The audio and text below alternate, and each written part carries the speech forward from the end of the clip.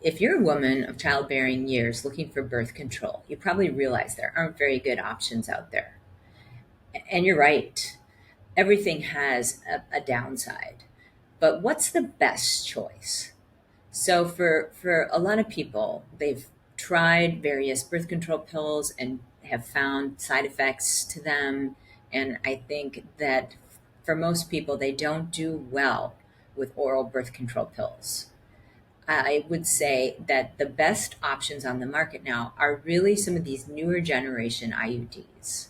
In the past, we had the Paragard, which was just the copper IUD, but it had the side effect of heavy bleeding and lots of cramping, and it was copper, so it could leach copper into your system. So I wasn't a huge fan of that. But for a long time, the only other alternative was the Mirena IUD. And I saw scores of women who had very bad side effects from Mirena. I'm sure it worked for plenty of people, but for very many, they found me and I found that they had terrible side effects from almost going into a menopausal type state where it was enough of a progestin. It elaborated 52 milligrams of progestin into the system, and that was enough to shut the pituitary communication to the ovaries down and almost put them in a menopausal state. So it delivered the synthetic progestin without any estrogen. And so women oftentimes would have symptoms related to menopause, like hot flashes, night sweats, vaginal dryness, low libido, etc. Some women had hair loss and mood changes. Anyway, so that wasn't great either.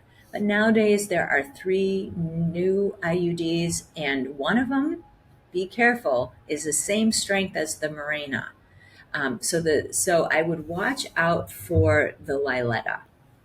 It's basically just a repackaged Mirena, similar dose of progestin. Um, the Kyleena has a lower dose. Instead of 52, it has 19.5 milligrams of progestin, which is better. But the Skyla is the lowest. It's 13.5 milligrams of progestin. And that is low enough that it doesn't seem to be enough to shut down the pituitary communication to the ovary. So we don't tend to see the same degree of side effects that were once seen with Mirena IUDs. So I have yet to find women that have like the menopausal type symptoms related to it.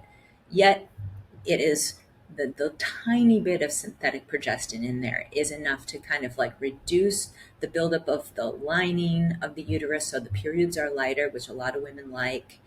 And it's a smaller device than the old-fashioned Paragard copper IUDs. So it tends to be more comfortable. It doesn't seem to cause cramping, and partners don't feel it when you're having intercourse as often as they did with the Paragard.